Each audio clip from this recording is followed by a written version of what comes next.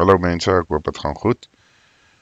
Ons het so 'n bietjie van 'n breek gevat. Ons het bedrywige 2 naweke agter die rug gehad. Maar ja, ons is terug. En dis nou 'n nuwe week. So ek wil afskop met ietsie nuuts. Wat ek dink belangrik gaan word binnekort in die toekoms. Vir die mense daar buite. Die onderwerp waaroor ek wil praat is keuses. Nou, wat ek bedoel met keuses, en hier's waar dit nou weer 'n keer maar belangrik raak vir elke persoon wat nou maar na hierdie videoetjie of stemnota gaan luister, is dat jy gaan moet besef in die nabye toekoms moet jy seker maak die keuses wat jy maak is wel gebaseer nie net op jou gevoel en persoonlike scenario met iemand wat jy dalk ken of sekere oorwegings wat jy moet maak nie. Jy moet uit en uit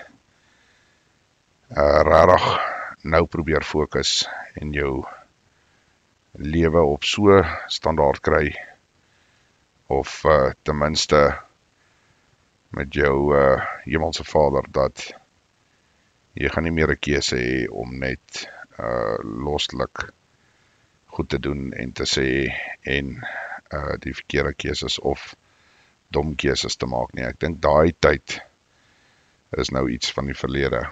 Ek dink ons beweeg nou in 'n era in waar elke keuse wat jy gaan maak gaan bepaal waar en hoe jy op die einde van die dag waar jy gaan uitkom. En ek praat nie daarvan as jy die tydelike met die ewigheid verruil nie. Ek praat van 'n verkeerde keuse kan opeindig dat jy jou eie lewe kos, jou familie se lewe ensovoorts.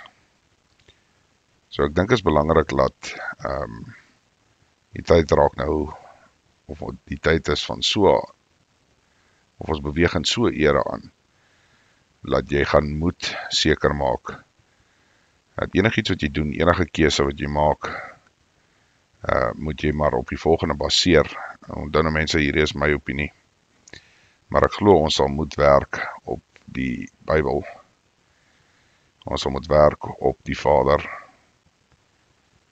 sy seun wat hy gestuur het, as ook die Heilige Gees.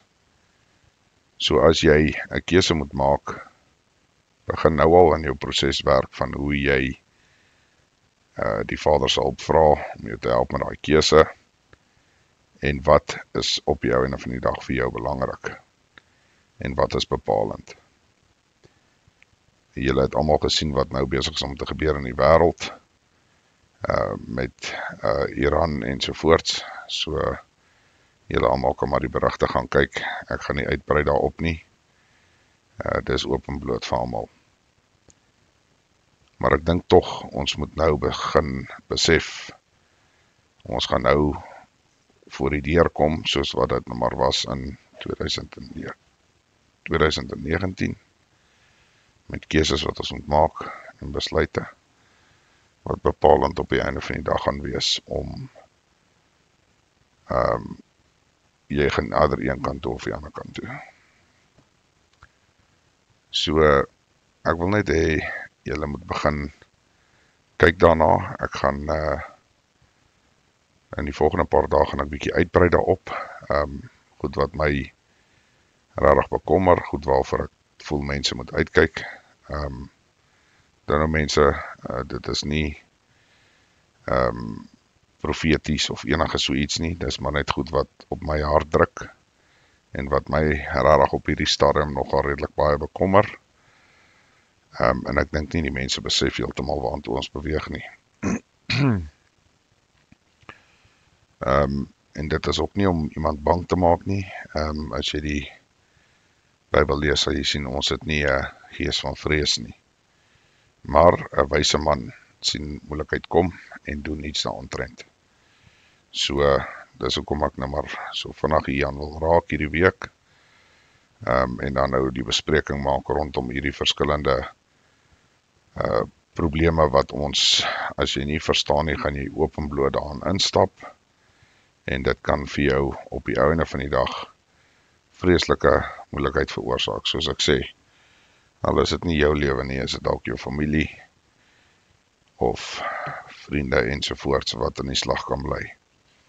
So mense, ja, ek sal môre die volgende een uitgee en dan kyk ons, hoe gaan ons van daar af. Okay.